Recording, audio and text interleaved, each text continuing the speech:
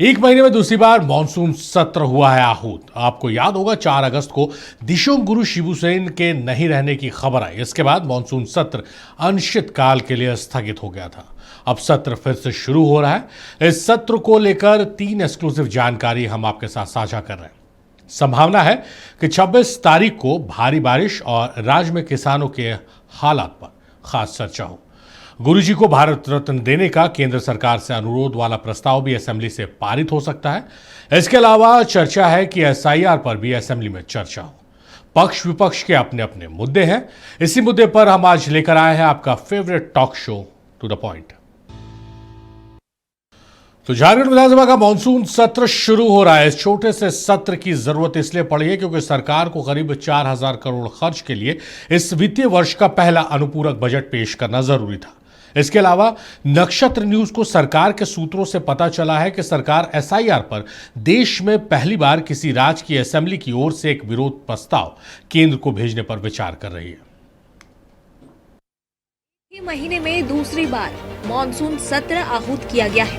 पहले 1 से 7 अगस्त तक सत्र निर्धारित था। 1 अगस्त को सत्र चला, 2 और 3 अगस्त को अवकाश था। 4 अगस्त को दिशोम गुरु शिबू सोरेन की मृत्यु के बाद सत्र स्थगित हो गया था। अब 22 से 28 अगस्त तक मॉनसून सत्र फिर से आहूत किया गया है। मॉनसून सत्र के पहले दिन यानी 22 अगस्त को इस वित्तीय वर्ष का पहला अनुपूरक बजट पेश किया जाएगा। इसमें लगभग 4000 करोड़ के प्रावधान होने की संभावना है। 23 और 24 अगस्त को अवकाश रहेगा। 25 को पहले सत्र में प्रश्नकाल और दूसरे सत्र में अनुपूरक बजट पर चर्चा प्रस्तावित है। 26 अगस्त को राजकीय विधेयक और दूसरे राजकीय कार्य होने हैं। 7 दिन के इस सत्र में 27 अगस्त को तीसरा अवकाश है। 28 अगस्त यानी सत्र के आखिरी दिन प्रश्नकाल, राजकीय विधेयक, अन्य राजकीय कार्य, गैर सरकारी संकल्प लिए जाएंगे। मॉनसून सत्र के लिए सत्ता पक्ष और विपक्ष ने तैयारियां पूरी कर ली है। विपक्ष सूर्या हासदा एनकाउंटर, अटल क्लिनिक के नाम में बदलाव, कानून व्यवस्था की स्थिति और सीजीएल परीक्षा की जांच का मुद्दा सदन में उठाने की रणनीति पर चल रहा है। बीजेपी ने इस पर विचार करने के लिए विधायक दल की बैठक भी बुलाई है। चल रही है और कोई सूर्या हासदा कोई महान पथ प्रदर्शक नहीं थे। आप उनका इतिहास भी देख लीजिए। ऐसे ही लोगों के पक्ष में भाजपा खड़ा रहती है और एनकाउंटर को देखना है तो थोड़ा योगी राज को भी देख ले कि एनकाउंटर किसको कहा जाता है। तो इसलिए पुलिस का यदि कोई कार्रवाई होता है तो उसका जवाब पुलिस देगा, कोर्ट देगा, कोई राजनीतिक दल नहीं देगा। तैयारी तो विधानसभा की पूरी मुकम्मल है। सरकार ने तैयारियां कर रखी हैं। विभिन्न मुद्दे जो विधानसभा में आने हैं, विभिन्न विषयों पर चर्चा होनी है, वो सब सुचारू रूप से होगा। सरकार विपक्ष के किसी भी सवाल का जवाब देने के लिए तैयार है और हम पूरी तरह से मुस्तैद हैं कि जनता से जुड़े मुद्दे विधानसभा में आते हैं तो उन पर उत्तर प्रति उत्तर हो, एक स्वस्थ माहौल में बहस हो और सरकार सकारात्मक रूप से विपक्षियों की भी सलाह या उनकी बातों को सुनते हुए विधानसभा के सत्र को एक सफल सत्र के रूप में ले जाना चाहती है। ये 3 दिन का मानसून सत्र है, ये जो सरकार बुलाई है, ये सिर्फ और सिर्फ अनुपूरक बजट के लिए बुलाई है। आम जनता का इसमें कोई काम होना नहीं है। कोई भी विधायक के सवाल जवाब का उत्तर होना नहीं है। अब सवाल ये है कि 81 विधायक हैं। इस 3 दिन के सत्र में क्या होगा?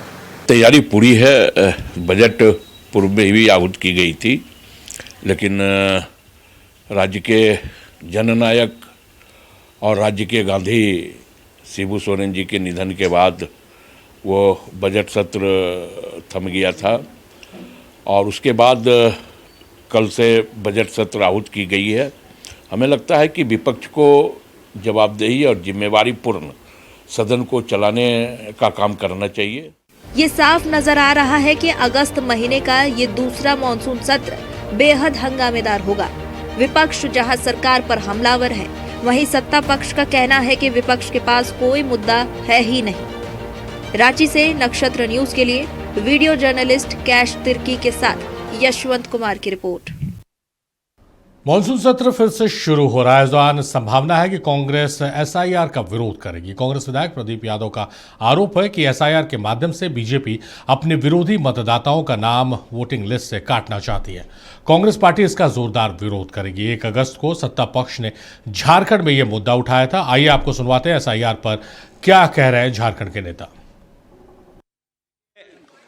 भारतीय जनता पार्टी ये सारी हदों को तोड़ दिया है। इनके नापाक इरादे अब धरातल पे आना स्टार्ट हो गया। एसआईआर जो है इसका एक परिणाम है। अब देखिएगा बिहार में एक साजिश के तहत ये लोग वहां की जनता का मनोबल तोड़ना चाहती है, वोटर का अधिकार छीनना चाहती है, जनता का राइट छीनना चाहती है। इसलिए झारखंड में भी इसका विरोध हो रहा है। हम लोग अभी हमारे जो अध्यक्ष है, विधानसभा अध्यक्ष, हम लोग मांग करेंगे कि इस पर विस्तार पूर्वक चर्चा हो, डिबेट हो और हर हाल में मैसेज आए, प्रस्ताव पारित हो कि हम लोग झारखंड में इसका विरोध करेंगे और बिहार में पड़ी तो बिहार में जाकर हम लोग विरोध करेंगे। लेकिन एसआईआर जिस प्रकार से आज बिहार में लागू किया जा रहा है वो बहुत चिंताजनक है। एक तरह से आप समझिए कि देश के हर वासी के लिए एनआरसी की तरह है।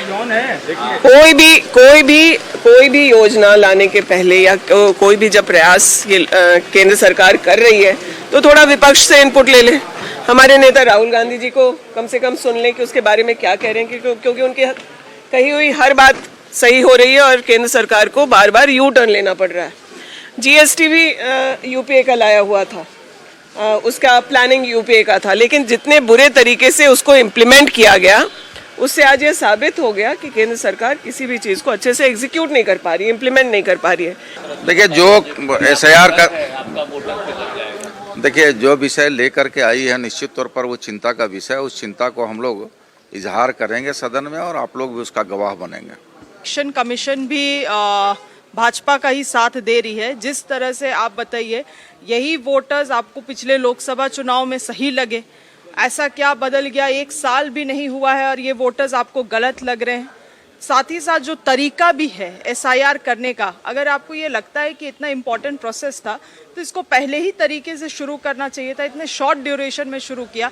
20 लाख वोटर्स इस तरह से वंचित रह जाएंगे अपने वोटिंग राइट से, तो ये गलत है। अगर सुधार करना है तो आप आधार कार्ड से इंटीग्रेशन करिए। आज के दिन में आधार कार्ड में तो कोई डुप्लीकेसी केंद्र सरकार ही ये करती है, अश्योर करती है कि कोई डुप्लीकेसी संभव नहीं है, तो वैसे में आप आधार कार्ड से इंटीग्रेशन करिए। तो कई सारे मुद्दे हैं मॉनसून सत्र में जिसको उठाया जा सकता है और दिलचस्प बात यह है कि सिर्फ विपक्ष की तरफ से नहीं, सत्ता पक्ष की तरफ से भी एसआईआर को लेकर आवाज़ बुलंद की जाएगी। दूसरी तरफ कई ऐसे मामले हैं, सूर्य हांसदा की के इनकाउंटर का मामला है, उसको लेकर विपक्ष हमलावर हो सकती है। साथ ही साथ शराब घोटाले को लेकर, क्योंकि बाबूलाल ने ट्वीट किया, शराब घोटाले की सीबीआई जांच कराने की मांग को लेकर भी विपक्ष हमलावर हो सकती है। तमाम मुद्दे हैं और कैसा रहेगा विपक्ष का मुद्दे उठाने का तरीका, क्योंकि यही आरोप लगता है कि जनता की जो आवाज़ है, जनता के जो मुद्दों की आवाज़ है, वो कहीं ना कहीं शोर में तब्दील हो जाती है। इसी तमाम मसलों पर चर्चा करेंगे। कुछ मेहमान हमारे साथ जुड़े हैं, हमारे सहयोगी हमारे साथ जुड़े हैं, कुछ और मेहमान भी हमारे साथ जुड़ेंगे। हमारे साथ फिलहाल अजय सिंह है, सीपीआई के नेता। अजय जी, बहुत स्वागत है आपका। और हमारे सहयोगी नवीन है न्यूज़ रूम से लाइव, उनका भी रुख करेंगे। अजय जी का रुख कर लेते हैं।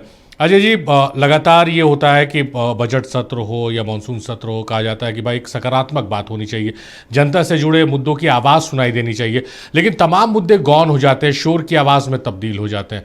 क्या ये जो मानसून सत्र फिर से आहूत किया गया है, आपको लग रहा है कि एड्रेस हो पाएंगे जनता से जुड़े मुद्दे? देखिए, मैंने तो सबसे पहले मानसून सत्र की शुरुआत बीच में अनिश्चितकालीन के लिए स्थगित किया गया था और आप समझे किस कारण से किया गया, तो एक गंभीर था। लेकिन जो सदन चलती है उसमें जनता के मामले को गंभीरता से उठानी चाहिए, चाहे पक्ष हो या विपक्ष हो।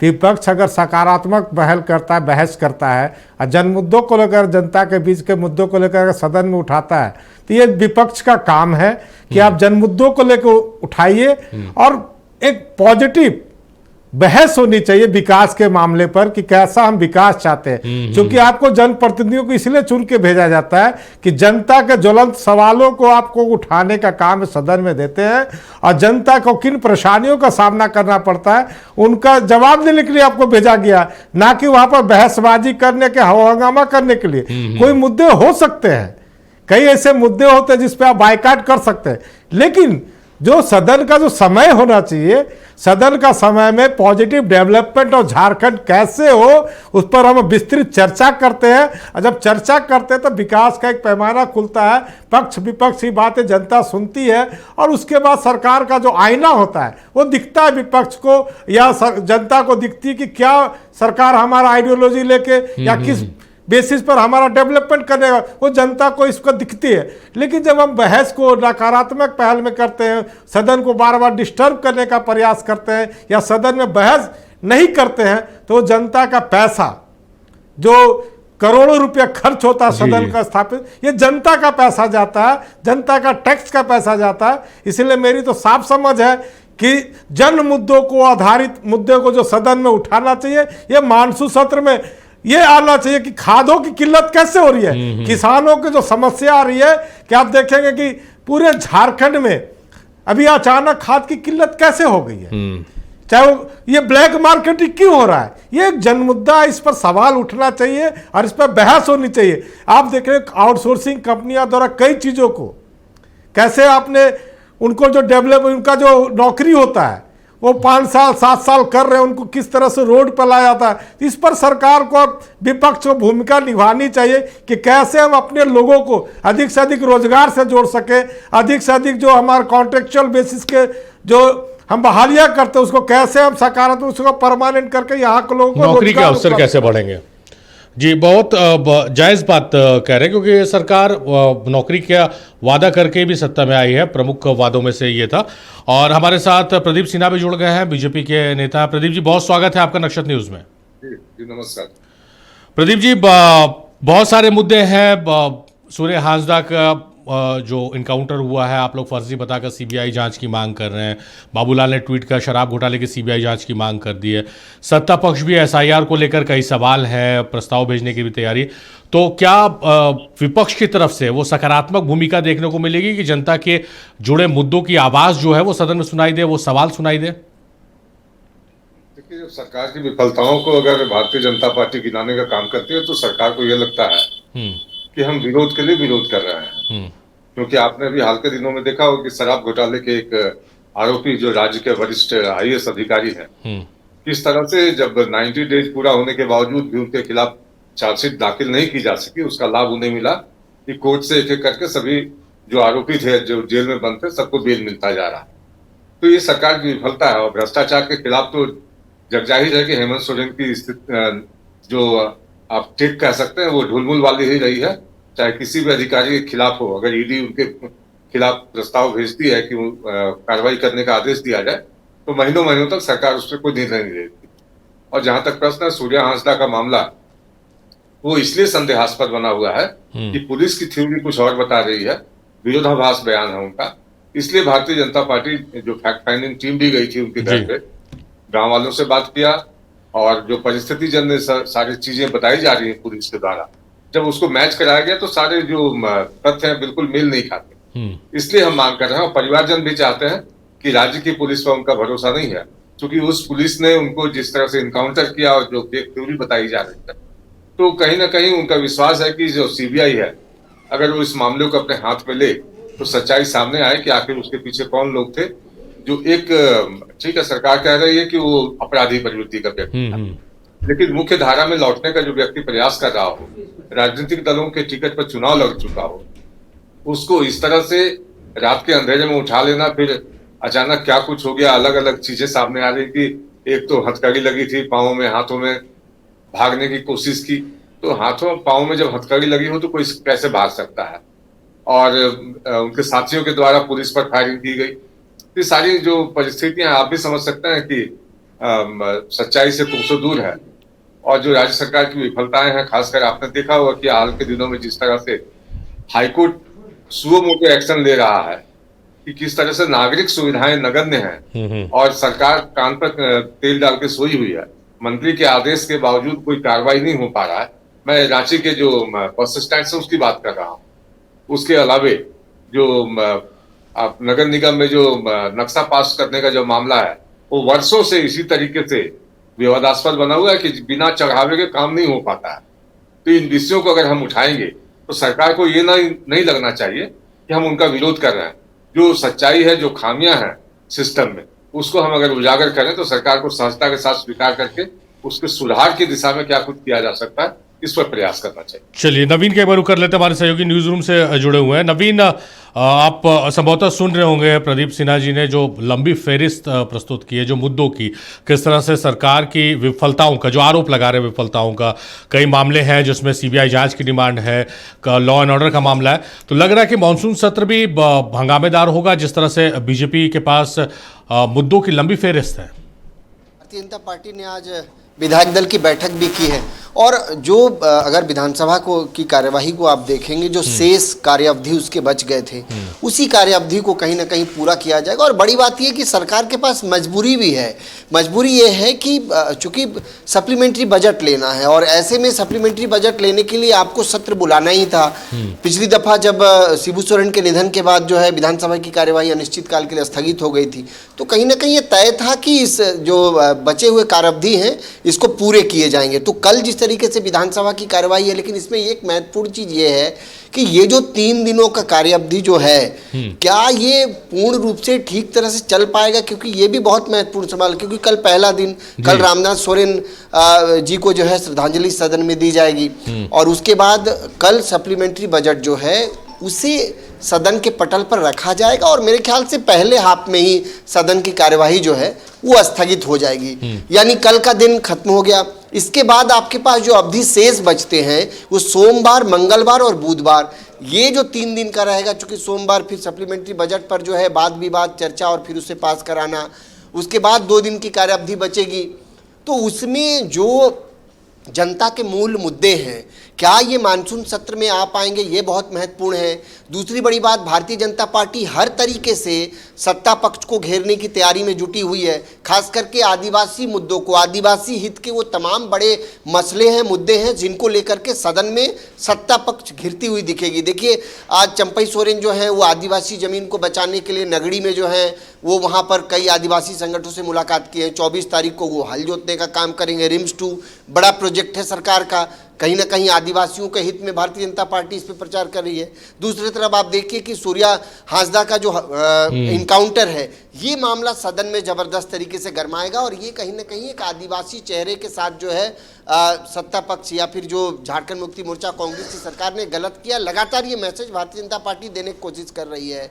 इसके बाद अब आ जाइए तो रघुवर दास अब पूरे झारखंड की यात्रा पर निकल रहे हैं। खास करके राज्य में आदिवासियों को लेकर जो कानून है उसको कहीं ना कहीं उसके इम्प्लीमेंट के लिए, और ये बहुत महत्वपूर्ण हो जाएगा कि पेशा कानून राज्य में लागू नहीं हो रहा, तो क्यों नहीं हो रहा है और राज्य सरकार क्यों नहीं करा पाई अभी तक, ये सवाल जो है वो उठा रहे हैं रघुवर दास।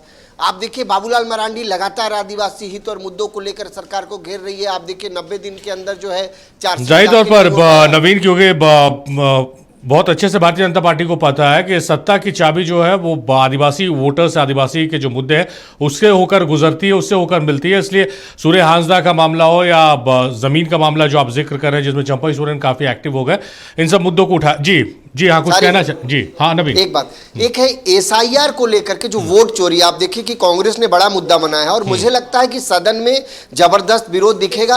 और एक बात और बात करके रखना चाहूंगा, एक ये कि गुरुजी के निधन के बाद ये लंबे समय से मांग हो रही कि उनको भारत रत्न मिले, तो झारखंड मुक्ति मोर्चा ने मांग किया है कि सत्ता पक्ष एक प्रस्ताव विधानसभा से पास करके और केंद्र को भेजे कि गुरुजी को भारत रत्न मिले। तो मुझे लगता है कि शायद ये प्रस्ताव पास करके भेजा भी जा सकता है। बिल्कुल। चलिए नवीन, बहुत शुक्रिया नवीन आपका तमाम बातचीत, तमाम जानकारियों के लिए। हम स्टूडियो अपना रुख करते हैं। स्टूडियो में हमारे साथ और भी मेहमान जुड़ गए हैं, उन मेहमानों से चर्चा करते हैं। राज उरांव कांग्रेस के नेता राज हमारे साथ जुड़ गए। राज, बहुत स्वागत है आपका।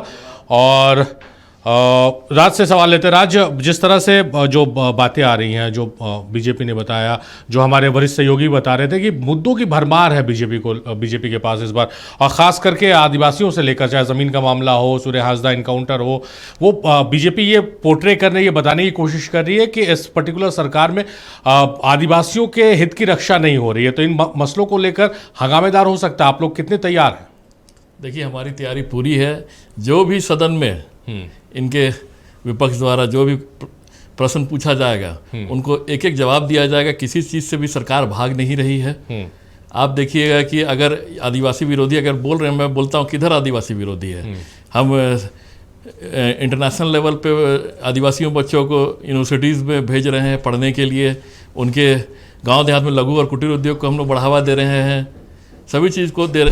और देखिएगा कि ठीक है, विजय सूर्य हांसदा वाला मामला हुआ, कल सदन में भी गर्मा गर्मी रहेगी इसको लेके, पर मुझे लगता है कि इसका जवाब सरकार तैयार रखी है। रिम्स 2 पे जहां बात हो रही है, रिम्स 2 भी एक मुद्दा है, पर सरकार ऐसा नहीं है कि आदिवासी विरोधी है। जो भी निर्णय लेगी सरकार, तो यहाँ की जनता, यहाँ के आदिवासी, यहाँ की मूलवासियों को ध्यान में रखते हुए लेगी। पर आप कह रहे हैं कि तमाम सवालों के जवाब तैयार हैं, हम जवाब देंगे। बजट सत्र की बात कर ली जाए तो 391 प्रश्न उठाए गए, मात्र 31 प्रश्नों का उत्तर दिया गया। अधिकारी तो होमवर्क करके नहीं आते हैं, जवाब लेकर नहीं आते हैं। इसको लेकर माननीय काफ़ी नाराज भी नजर आते हैं। देखिए, कितना भी कल क्या होगा, कितने उत्तरों का जवाब दिया जाएगा, ये मैं भी अभी नहीं बता पाऊंगा, कल देखा जाएगा। और दूसरी बात है, ये 4 दिन के सत्र बजट सत्र भी है, प्लस इसमें हम लोग विकास की चर्चा करेंगे। बीजेपी हमेशा बाधित करती है सत्र को चलने से रोकने के लिए, और हमारी कोशिश रहती है कि उनके सभी प्रश्नों का जवाब दिया जाए और सत्र में महत्वपूर्ण बिल्स भी आए, राजहित में आए, और इसी तरह सरकार चल रही है हमारी। और संतोष, हम और भी गेस्ट हमारे संतोष महतो हमारे साथ जुड़ गए हैं, JLKM के नेता हैं। संतोष, बहुत स्वागत है आपका। संतोष, अब आप लोग भी पूरे मजबूती के साथ सूर्य हांसदा का मुद्दा उठा रहे हैं, इनकाउंटर का मुद्दा उठा रहे हैं, और कई मुद्दे आप लोगों ने कलेक्ट कर रखे हैं। लगातार आपके जो नेता हैं, आप विधायक हैं, वो लगातार उन मुद्दों को लेकर मुखर है। उन तमाम मसलों को अगर बात की जाए तो कौन से वो महत्वपूर्ण मसले हैं आप लोगों की तरफ से जो पुट ऑन किए जाएंगे सदन में? हमारी पार्टी की जो स्थापना हुई है, उस पार्टी के बुनियाद में ही संघर्ष है, जल जंगल जमीन है, शिक्षा स्वास्थ्य रोजगार है, और झारखंड में झारखंडियों का सम्मान है। पिछले भी जो सत्र चले हैं विधानसभा में, आप लोगों ने और झारखंड के तमाम लोगों ने ये देखा जी कि अगर सबसे प्रखर, सबसे मुखर और सबसे ज्यादा प्रभावी मुद्दों को अगर किसी विधायक ने, किसी प्रतिनिधि ने उठाया, तो इकलौते शख्स टाइगर जयराम महतो हैं, जिन्होंने शिक्षा संबंधी मुद्दे उठाए, जिन्होंने पेयजल की समस्या उठाई, जिन्होंने मिलेट के उत्पादन की जो समस्या है, जो चुनौतियां हैं, उससे संबंधित सवाल किए, जो विश्वविद्यालय में जो कॉन्ट्रेक्चुअल टीचर हैं उनसे संबंधित बातें की, जो स्वास्थ्य विभाग में जो कर्मचारियों की कमी है, डॉक्टर्स की कमी है, तमाम मुद्दे जो झारखंड को एक समृद्ध राज्य बना सकते हैं, और आज तक जिन मुद्दों में राज्य जो है वो पिछड़ा हुआ है, वो तमाम संबंधित मुद्दों को टाइगर जयराम महतो जी ने बेबाकी से और बिना लाग लपेट से सीधे संवाद करते हुए सरकार से पूछा है। और इस बार जो हमारा जो बजट सत्र है, इस सत्र में भी उसी बेबाकी से, उसी मुखरता से हम अपने जो झारखंड हित के मुद्दे हैं उसको उठाने का काम करेंगे। नहीं, अगर आप बता पाएं कौन से मुद्दे हैं जिसको लेकर, क्योंकि आप लोगों की बैठक हुई होगी, बहुत डिटेल में हम नहीं जाना चाहेंगे क्योंकि ये सदन में आपके विधायक जो उठाते हैं, लेकिन कौन से वो मुद्दे आपको लगता है कि जो JLKM मानती है कि इसको अब एड्रेस करने की आवश्यकता आ गई है? हमारे जो सेंट्रल कमेटी ने, पार्टी के सेंट्रल कमेटी ने तय किया हुआ है, हमारी पार्टी इकलौती ऐसी पार्टी है जो मुद्दों का चयन से लेके कौन से मुद्दे उठाए जाएंगे और आगामी समय में, चाहे विधानसभा हो या फिर क्षेत्र हो या जनता के बीच हो, हम लोग कौन से मुद्दों के साथ जाएंगे, उसका पूरा निर्धारण करने के लिए हमारी एक अलग कमेटी है, हमारी एक प्रतिनिधियों की एक टीम है, जो हम लोग साझा समन्वय के आधार पर तय करते हैं कि इस बार सत्र में कौन से मुद्दे उठाए जाएंगे और इस बार विधानसभा के बाहर कौन से मुद्दे उठाए जाएंगे। सबसे गंभीर मामला अभी 10 अगस्त की काली रात है, जो आने वाले समय में झारखंड में जो है सुभाष मुंडा के बाद में, या टाइगर जो अनिल महतो कांके क्षेत्र में जिनकी दिन दहाड़े गोली मारकर हत्या कर दी जाती है, उसके बाद में एक संथाली युवा होनहार संथाली युवा सूर्या हांसदा का एक फर्जी इनकाउंटर नाम दे दिया गया है, जो कि सीधे तौर पे उनकी हत्या की गई है। और इस हत्या के पीछे वहाँ के स्थानीय सत्तारूढ़ के जो नेता हैं उनका गठजोड़ है, पुलिस का गठजोड़ है, और जो वहाँ अवैध खनन में जो लिप्त है माफिया हैं, इन तीनों का गठजोड़ है। और एक सोची समझी पटकथा के तहत में एक होनहार उभरते हुए योद्धा पुरोधा सामाजिक व्यक्ति रहे सूर्या हांसदा की हत्या कर दी जाती है। हमारे टाइगर जयराम महतो सत्र के पहला जो उनका बातचीत होगा, ये जो मुद्दे उठाए जाएंगे वो सूर्या हांसदा का मुद्दा होगा।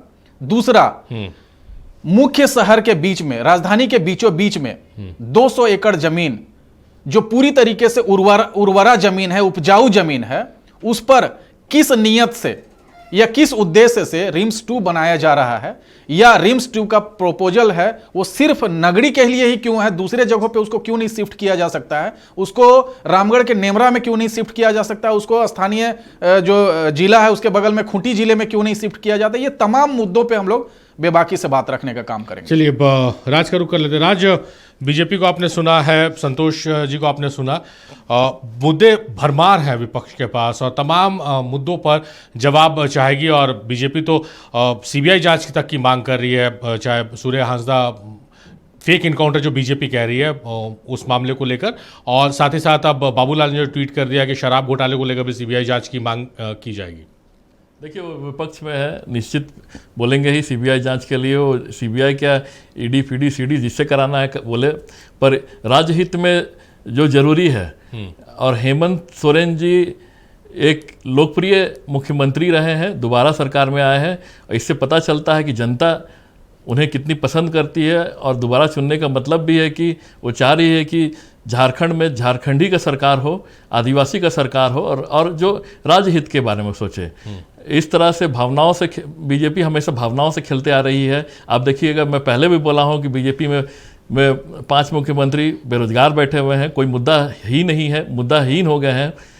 आप डीजीपी की नियुक्ति को लेकर बाबूलाल मरांडी कोर्ट चले जाते हैं, कोर्ट में उनकी सुप्रीम कोर्ट में उनकी अर्जी को खारिज कर दिया जाता है, माफ़ी मांग के ले लेते हैं। इस तरह से जितने भी आप देखिएगा, एक बीजेपी का नेता जिसे आप पिछले बार में मैं यही बोल रहा था कि काफ़ी हल्ला हुआ कि उनका मर्डर कर दिया गया, पर बाद में पता चला कि उनका ज़मीनी एक्सेस था।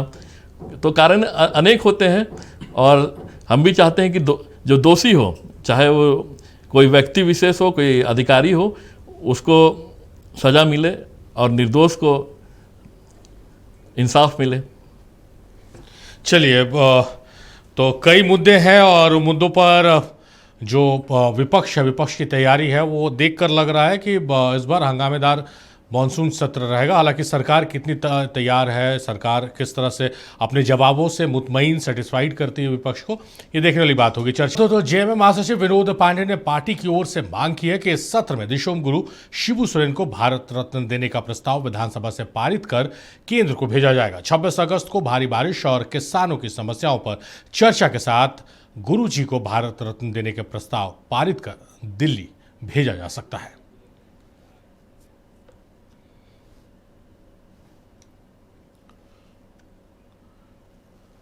तो चलिए, अब हम एक बार रुक करते हैं फिर मेहमानों का, और प्रदीप जी के पास चलते हैं। प्रदीप जी, जिस तरह से सत्ता पक्ष लगातार कह रही है कि भाई आदिवासियों के हितैषी बनने की कोशिश भारतीय जनता पार्टी की तरफ से हो रही है, क्योंकि भारतीय जनता पार्टी को पता है कि आदिवासी जो नतीजे बताते हैं कि आदिवासी वोटर्स ने किस तरह से वोट किया है बीते चुनाव में, इस वजह से मुद्दे को तूल देने की कोशिश की जा रही है। ये सत्ता पक्ष का आरोप है आप लोगों के लिए।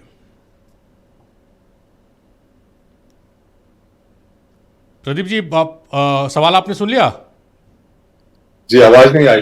प्रदीप जी, जो सवाल आपसे था कि जो सत्ता पक्ष है उसका आरोप है कि भाई आदिवासी वोटर्स ने, जो आदिवासी सीट है उस पर जो नतीजे आए हैं बीते चुनाव में, वो आप लोगों के पक्ष में नहीं है, इसी वजह से आदिवासियों से जुड़े मुद्दे को आप लोग तूल दे रहे हैं उन वोटर्स को अपने साइड करने के लिए। ये आरोप है आप लोगों पर। देखिए, चुनाव परिणाम में तो ये स्पष्ट कर दिया कि आदिवासियों का वोट हमें नहीं मिला। तो मैं समझता हूं कि इसको दोहराकर कोई इस बात के लिए हेमंत की पीठ नहीं थपथपा सकता कि हेमंत सोरेन के चलते ही सारा कुछ हुआ। जहां तक प्रश्न है कि आदिवासियों के साथ जो नाइंसाफी हो रही है, खासकर सूर्या हांसदा का जो मामला है, अगर उस इस हत्याकांड के पीछे इनको लगता हो कि इस तरह से आदिवासियों के मनोबल को ऊंचा उठाने की कोशिश की जा रही है, तो इनकी सोच हो सकती है। अब जहां तक नगरी में जो रिम्स पार्ट 2 की बात हो रही है, वहां जिस तरह से स्थानीय लोगों के विरोध के बावजूद उनकी अनिच्छा है कि नहीं, वहां पर हम खेती बाड़ी करते आए हैं, खेती बाड़ी ही करने दिया जाए, उसके बावजूद सरकार जिद कर रही है कि नहीं वहीं पर बना के रहे। तभी जेल कैंप के लोग संतोष जी बता रहे थे कि आखिर सरकार क्यों चाहती है कि वहीं पर, कहीं दूसरे जगह भी देखे जा सकते हैं जो अनुपजाऊ जमीन हो, जो किसी काम की जमीन नहीं हो, पड़ती जमीन हो, वैसे जगह का भी उपयोग किया जा सकता है। लेकिन अगर स्थानीय लोग विरोध कर रहे हैं, एक वो तो सरकार कहती है कि हम सहमति के आधार पर सरकार चला रहे हैं, स्थानीय लोगों का अगर किसी मुद्दे पर विरोध होगा तो हम उस पर विचार करेंगे, लेकिन यहाँ विचार करने को कोई तैयार नहीं है। उल्टे स्वास्थ्य मंत्री कहते हैं कि ये तो मुख्यमंत्री का ड्रीम प्रोजेक्ट है, इसे पूरा करके ही रहेंगे। तो ये जो इस तरह की जिद है, कहीं ना कहीं आग में घी डालने वाली बात है। अब प्रश्न रहा कि डेवलपमेंट पर अगर आप जाएंगे तो आपने देखा होगा कि विगत दिनों एक खबर छपी कि पीएमजीएसवाई योजना का हालत जो है झारखंड में बहुत ही खराब है। 24 जिलों में से 12 जिलों में बिल्कुल 0 किलोमीटर सड़कें बनी और बाकी 12 जिलों में 1 किलोमीटर सड़कें बनी। आप समझ सकते हैं कि पीएमजीएसवाई योजना की जो लक्ष्य है, जो उसका कि ग्रामीण क्षेत्र से सड़कों से मुख्यालय को जोड़ा जाए, अगर हालात ऐसे रहेंगे तो डेवलपमेंट की जो बात कह रहे हैं लोग, कि कांग्रेस पार्टी के लोग कह रहे हैं, तो मैं समझता हूं कि वो छलावा के सिवा कुछ नहीं है। और अभी आपने एक प्रश्न किया कांग्रेस पार्टी के लोग से कि ये सीबीआई इंक्वायरी की बात कर रहे हैं, तो देखिए संवैधानिक संस्थाओं के प्रति इनके मन में किस तरह का सम्मान का भाव है। इन्होंने कहा कि ईडी पीटीसीडी जिससे जांच करवाना हो करवा दी। ये बोलने का तरीका नहीं होता है भाई। अपने देश की संस्थाएं हैं, अपने देश की संस्थाओं का अगर सम्मान हम नहीं करेंगे, कोई दूसरा आकर हमें ये नहीं सिखा सकता। लेकिन ये भाव तो अपने मन में जागृत होना चाहिए। लेकिन इनके नेता नहीं, ये तो मानते हैं कि ये तमाम संस्थाएं आप लोगों की है, देश की संस्था नहीं, बीजेपी की संस्था है। नहीं, आप मानने को तो आप कुछ भी कह सकते हैं, लेकिन भारतीय जनता पार्टी ये मानती है कि जो संस्थाएं स्थापित की गई इस देश में, उसके माध्यम से जो सारी चीजें संविधान के अनुकूल कार्य किए जा रहे हैं, जी। अब किसी को ये लगे कि नहीं ईटी सीबीआई हमारे इशारे पे चल रही है, तो उनको वो दौर भी याद करना चाहिए मनमोहन सिंह का, जब सुप्रीम कोर्ट ने कहा सीबीआई को तोता कह दिया था। तो इसलिए अंगुली सिर्फ हमारी ओर दिखाने के बजाय कभी अपनी गिरबान में झांके, चूंकि 60 वर्षों तक शासन उन लोगों ने किया, तो जो सिस्टम डेवलप किया है उस सिस्टम को हम अगर बदलने की कोशिश कर रहे हैं, तो इनको लगता है कि नहीं हस्तक्षेप ज्यादा बढ़ गया है और संस्थाएं जो है भारतीय जनता पार्टी के नियंत्रण में। चलिए अजय जी, जो बोल रहे हैं कि सिस्टम बदलने की कोशिश कर रही है भारतीय जनता पार्टी, कई ऐसे मुद्दे हैं, आप लोग लगातार आरोप लगाते हैं कि भाई एजेंसियों का गलत इस्तेमाल हो रहा है। कल भी जो विधेयक पारित किया गया है, पेश किया गया है सदन में, उसको लेकर भी आप लोग विरोध जता रहे हैं। लेकिन बीजेपी ये कहना है कि नहीं भाई हम सिस्टमैटिक कर रहे हैं। कल जैसा जस्टिफिकेशन दिया गया कि करप्शन फ्री पॉलिटिक्स को हम लाने की कोशिश कर रहे हैं, इसलिए ये बिल की आवश्यकता पड़ी। अगर करप्शन फ्री पॉलिटिक्स की बात ही कर रहे हैं तो सवाल ये उठता है कि करप्शन फ्री पॉलिटिक्स की जब ये बात करते हैं, ये बता दें कि जितने करप्टेड नेताओं को उन्होंने अपनी पार्टी में लिया, पहले उनको निकालेंगे। चाहे जितने भी दूसरी पार्टी के करप्टेड नेताओं को उन्होंने अपनी पार्टी में लिया है, तो पहले घर से शुरुआत करने की जरूरत होती है। ईमानदारी अगर दिखानी तो हम अपने पहले कहें कि हम इन नेताओं को हटा रहे हैं, चूंकि करप्ट रहे हैं, इन पर भ्रष्टाचार के आरोप है, इनको हम हटाने का काम करते हैं। दूसरी बात जी, सर जी बहुत आपने सवाल, बहुत गंभीर सवाल उठाया। आदिवासी हित की जब ये बात करते हैं कि झारखंड में आदिवासियों के हितैषी बन रहे की कोशिश कर रहे हैं, सवाल बताइए ना कि कितनी बार गोलीकांड हुआ, कितने लोग मरे, गोलीकांड हो, खूंटी गोलीकांड हो, तपकरा गोलीकांड हो, ये किनके पीरियड में हुआ? आदिवासियों का अगर हितैषी होते, बड़का गांव गोलीकांड हुआ तो एक सूर्य हांसदा की मान लिए हम मानते हैं कि किसी तरह के इनकाउंटर का हम विरोध करते हैं, पुलिस को उसमें सवालों के घेरे में रखना चाहिए। लेकिन पुलिस, आप बार बार कहते हैं कि ये पुलिस की ना, कहीं सरकार की ना, पुलिस प्रशासन की अगर गलती है तो उस पर इंक्वायरी होनी चाहिए, स्वच्छ इंक्वायरी होना चाहिए, स्वच्छ पॉलिटिक्स भी होना चाहिए। दूसरी भी मैं ये कहना चाहता हूँ कि आपने कहा शिक्षा की मामला आता है तो 4400 स्कूलों को भी बंद करने का काम इन्होंने नहीं किया। जो ट्राइबल गांव में छोटे छोटे प्राइमरी स्कूल थे तो 4400 स्कूलों को ने बंद किया, तो शिक्षा से वंचित करने का काम किसने किया? तो इन लोगों ने क्या, रघुवर की सरकार ने बंद कर दिया स्कूलों के कि जहाँ के आदिवासी गरीब दलित के बच्चे पढ़ते थे। तो कई चीज़ों पर गंभीरता से बात करें। दूसरी चीज़ मैं ये कहना चाहता हूँ, झारखंड विधानसभा बना है, उसमें जयपाल सिंह मुंडा और भीमराव अंबेडकर की मूर्ति नहीं उन्होंने नहीं लगाया। तो सवाल उठता है, संविधान को मानते, अगर आदिवासी हित की मानते तो जयपाल सिंह मुंडा संविधान सभा प्रारूप समिति के सदस्य थे, जो झारखंड के सम्मानित नेता भी थे। तो उनको सम्मान मिलना चाहिए था ना। तो आप जब विधानसभा का निर्माण कर रहे थे, इन दोनों को आपने नेग्लेक्ट करने का काम किया। आप सवाल उठाते हैं, गंभीरता से उठाइए। मेरा एक सवाल है कि नगड़ी में जरूर नहीं है कि वहीं पर बने रिम्स, लेकिन क्या रिम्स 2 की जरूरत नहीं है? कोरोना काल में हमने देखा है कि जितने भी प्राइवेट हॉस्पिटल थे, उन्होंने जिस तरह से गरीबों को लूटने का काम किया, एक रिम्स की जरूरत है।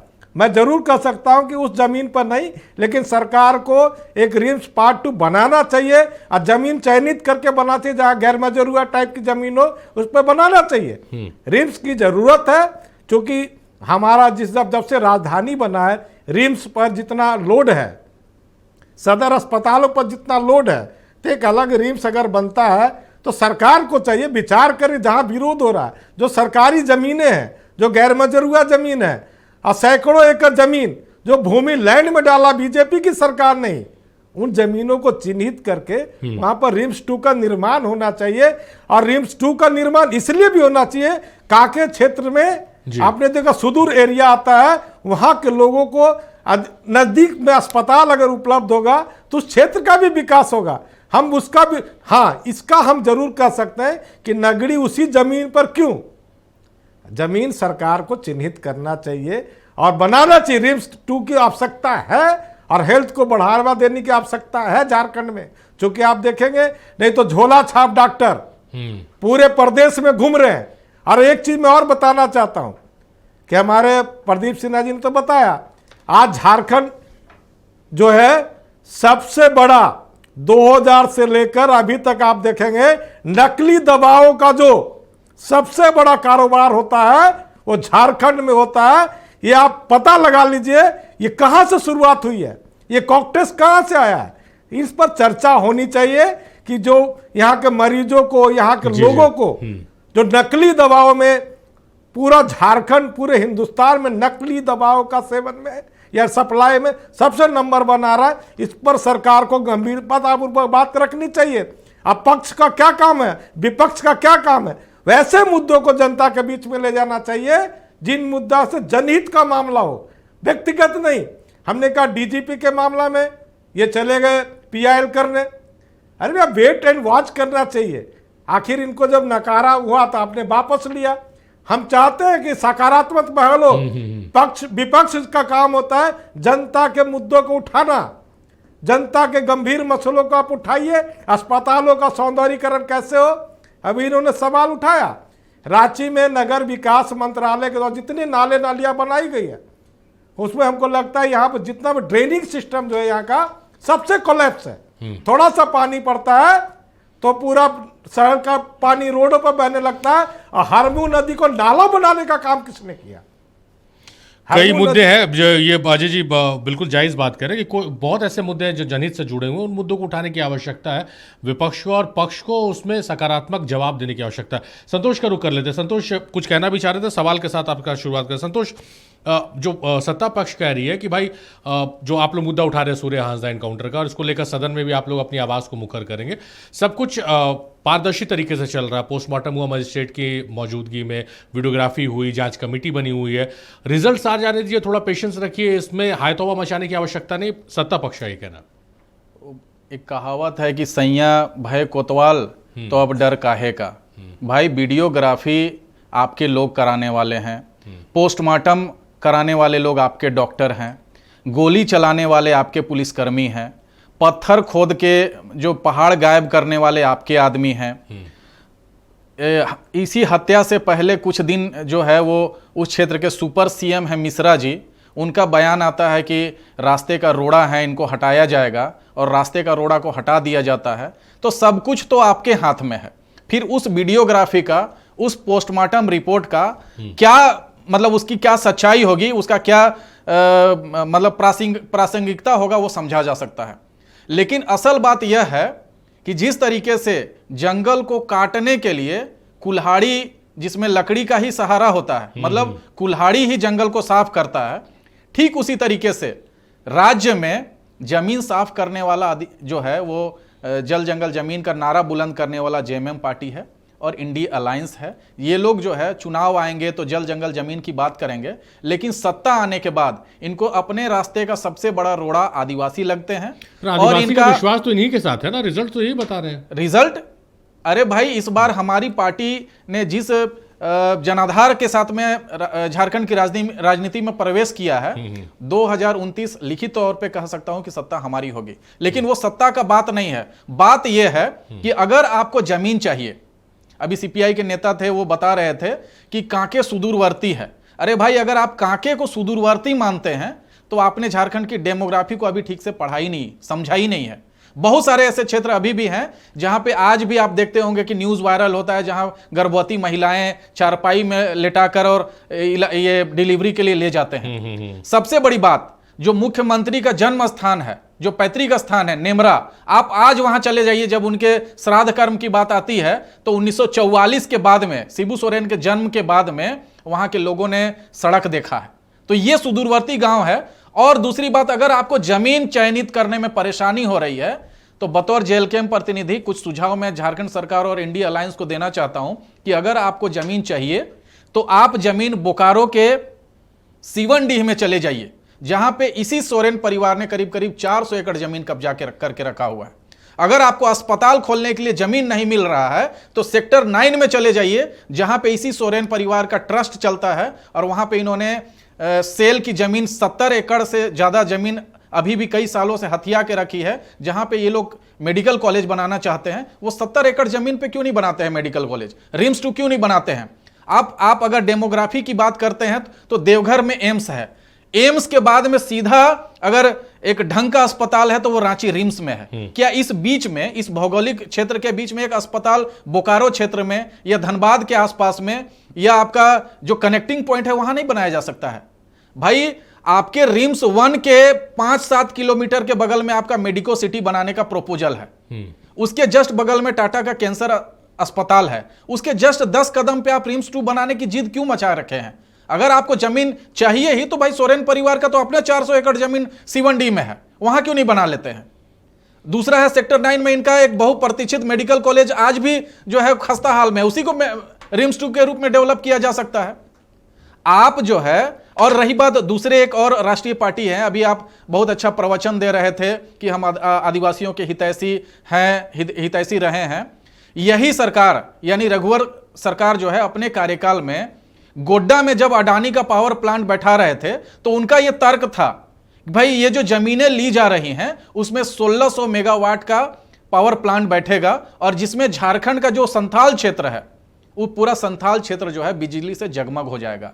लेकिन आज आप फैक्ट चेक करिए, पता चलेगा कि एक बल्ब जलाने का भी बिजली उस अडानी पावर प्लांट से झारखंड को नहीं मिल रहा, पूरा बिजली सप्लाई हो रहा है बांग्लादेश।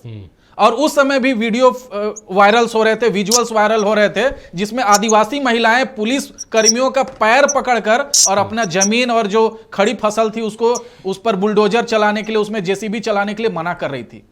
तो झारखंड के संदर्भ में तो ये भाजपा और कांग्रेस यानी इंडिया अलायंस और एनडीए जो है वो एक ही थाली के चट्टे बट्टे आज तक साबित हुए हैं। एकमात्र झारखंड के हित में अगर कोई पार्टी काम करने का प्रयास कर रही है तो इकलौती पार्टी जेएलकेएम है। और हम स्पष्ट करना चाहते हैं कि जिस मुखरता के साथ में हमने पुराने सत्र में आवाज उठाया था और जिस प्रखरता के साथ में और जिस सक्रियता के साथ में हमारे पार्टी के लोग झारखंड के कोने कोने में आदिवासियों की चिंता कर रहे हैं, बेरोजगारों की चिंता कर रहे हैं, कॉन्ट्रेक्चुअल लोगों की चिंता कर रहे हैं, अस्पतालों की चिंता कर रहे हैं, कॉलेजों की चिंता कर रहे हैं, यूनिवर्सिटी की चिंता कर रहे हैं, वही चिंता हम लोग इस बजट सत्र में भी वो साबित करके दिखाएंगे। प्रदीप जी, आपने सुना होगा संतोष को कई गंभीर आरोप है कि भैया जब आप सत्ता में रहते हैं तब आदिवासियों का दुख पीड़ा आप लोगों को नहीं दिखती, जब विपक्ष में आते हैं तो आप लोगों को बाखूबी उनकी पीड़ा, उनके दर्द, सरकार किस तरह से आदिवासी विरोधी काम कर रही वो सारी चीजें दिखने लगती है।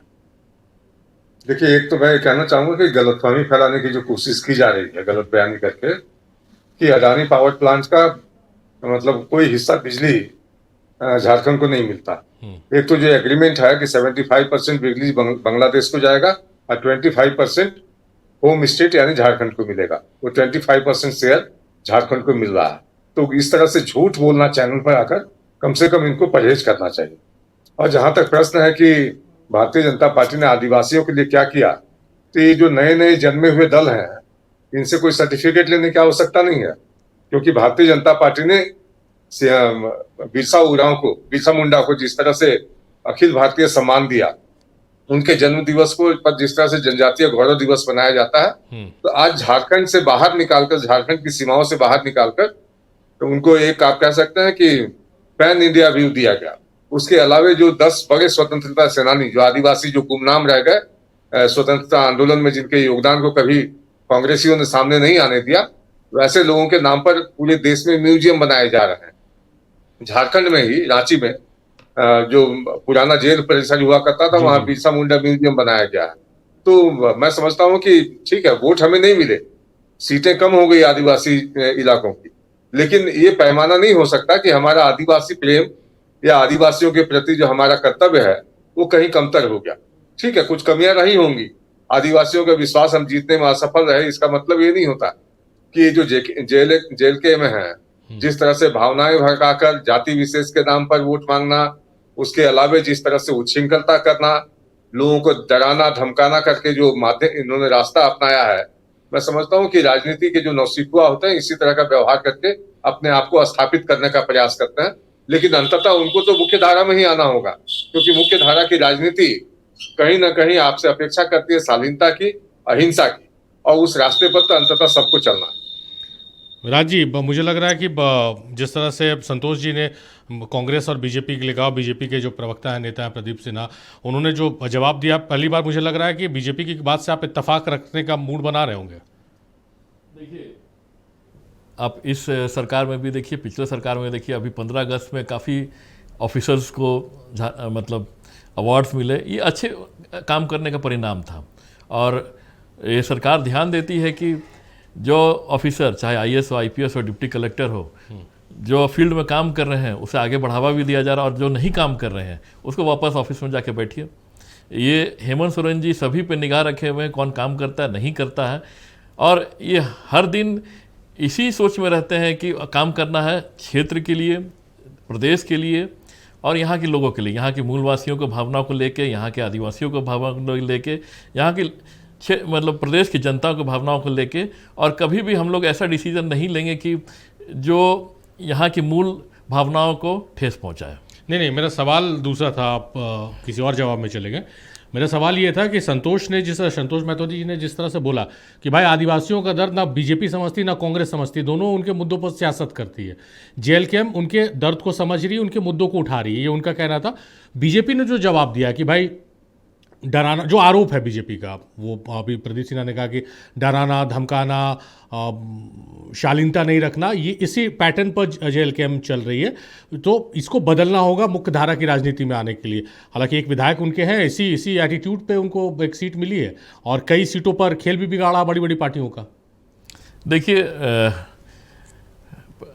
महतो जी है यहाँ पे, जेएलकेएम के प्रखर लीडर भी हैं, और मैं मानता हूँ कि अभी नई पार्टी है, अभी ग्रेजुएशन पीरियड में है, अभी ग्रेजुएट होना बाकी है इन्हें, और ठीक है, सभी का एक जोश होता है जनता के लिए काम करने के लिए। पर देखिएगा, जब राज्य के मुख्य धारा में जब जुड़ते हैं तो काम करने की परिस्थिति और जो तरीका होता है वो डिफरेंट हो जाता है। जिस तरह से विभाग काम करती है, जिस तरह से सरकार काम करती है, सब मिलजुल के एक साथ काम करती है। और ये राज्य हित में सोच के काम करना पड़ता है, भावनाओं से के साथ, उनके साथ को लेके काम करना होता है। सिर्फ रोड पे हल्ला और चिल्लाने से सरकार नहीं चलती है। आप सदन में, एक आपके बहुत अच्छी बात है कि सदन में आपके एक सदस्य है यहाँ पे, और अपनी बातों को अच्छे ढंग से मैं देखता हूँ कि उठाते हैं भाई, और आगे भी इनके मैं यही शुभकामना करता हूँ कि आगे भी और आगे अच्छा बढ़े। चलिए, मुझे आप पता नहीं क्यों यू टर्न लेते हुए नजर आ रहे हैं। अजय जी, सदन का कल जिस तरह से सत्र शुरू हो रहा है, फाइनल कमेंट्स आप कर लेंगे कि जो आप लगातार कह रहे हैं कि जो महत्वपूर्ण मुद्दे हैं, जनता से जुड़े मुद्दे हैं, जन सरोकार के मुद्दे, उनकी आवाज़ उठे। हो सकता है कि आपकी अपील से, और ये विपक्ष के लिए अपील भी हो सकती है कि भाई आप शालीनता से अपनी बात उठाइए, सवाल को लीजिए। हाँ, मैं तो एक गंभीर मसला उठा रहा हूँ कि अभी पूरे राज्य में कृषि प्रधान राज्य हमारा, यहाँ पर किसानों को अभी खाद नहीं मिल रहा है। तो इस मसले पर गंभीरता से चर्चा हो। हमारा स्वास्थ्य के क्षेत्र में जो विकास हो, रिम्स का जो डेवलपमेंट की बात आ रही है, वहाँ जो नई नई मशीनें लगाने की बात आ रही है, उस पर चर्चा हो। और बेरोजगारों को रोजगार कैसे हो, कॉन्ट्रैक्ट बेसिस पर जो हमने कहा कि लगातार जो बहालियाँ हो रही हो, उसको कैसे स्थायी किया जाए, यूनिवर्सिटियों में कैसे लेक्चरर्स की बहालियाँ किया जाए, और जो कई चीजें पड़ी है उन पर स्वस्थ चर्चा हो। पक्ष विपक्ष दोनों अगर चर्चा करती है तो सरकार आगे जाएगी, झारखंड का विकास होगा। एक पॉजिटिव एटीट्यूड के साथ चर्चा करनी चाहिए, यहाँ के लोगों का विकास के बारे में बातचीत करना चाहिए, ना कि हो हंगामा करके। और दूसरी बात, मैं संतोष जी ने एक बात उठाया, मैंने काके को क्या कहा, अगर काके में रिम्स बनता है आप इसका विरोध करते हैं, बोलिए रिम्स बनना चाहिए कि नहीं बनना चाहिए, कई बने। हम मैंने काके को इसलिए कहा कि काके ऐसा क्षेत्र है जो सबसे लंबी दूरी रांची जिला से आता है। कई सुदूर गांव हैं जहां से लोगों को आने में दिक्कत होता है। अगर वहां रिम्स 2 बनता है, सरकारी की जमीन पर बनती है, उस जमीन पर नहीं, तो इसका विरोध करेंगे क्या, बोलिए? क्यों नेमरा में अलग नहीं बन सकता है क्या? रिम्स 2 की बात है तो रिम्स रांची में बनना चाहिए, हमारा मांग है, क्योंकि राजधानी है, सभी जिलाओं से लोग यहाँ आते हैं। चलिए प्रदीप जी, जो बात हो रही है, कम शब्दों में जवाब दीजिएगा। जो बात हो रही है कि भाई जनता से जुड़े मुद्दे की आवाज़ सुनाई देनी चाहिए, जो अनिश्चितकालीन के लिए स्थगित कर दिया गया था सत्र, उसमें एक दिन रखा गया था किसान सत्र के नाम से, किसानों से जुड़े मुद्दों को उठाया जाएगा। उसमें एक पॉजिटिव नोट के साथ आप लोग सरकार के साथ हैं उन मुद्दों को एड्रेस करने के लिए? देखिए, अभी अजय जी बोल रहे थे कि खाद की कमी हो गई, तो पहले तो मैं इनको कहूंगा कि अपने कृषि मंत्री से पूछें कि जो रिक्वायरमेंट था किसानों के खेती के लिए, क्या वो केंद्रीय कृषि मंत्रालय को भेजा गया था? और अगर भेजा गया था तो फिर अगर खाद की आपूर्ति नहीं हो रही है तो पत्राचार करके इस मामले का समाधान करने की आवश्यकता है। और जैसा उन्होंने कहा कि बिल्कुल पॉजिटिव डिस्कशन होना चाहिए, इसीलिए मैंने सलाह दिया उनको कि सरकार के वो हिस्सेदार हैं, एक बार बातचीत करें अपने कृषि मंत्री से, इस मुद्दे का समाधान करें। राजनीति करने से किसानों का अहित होगा।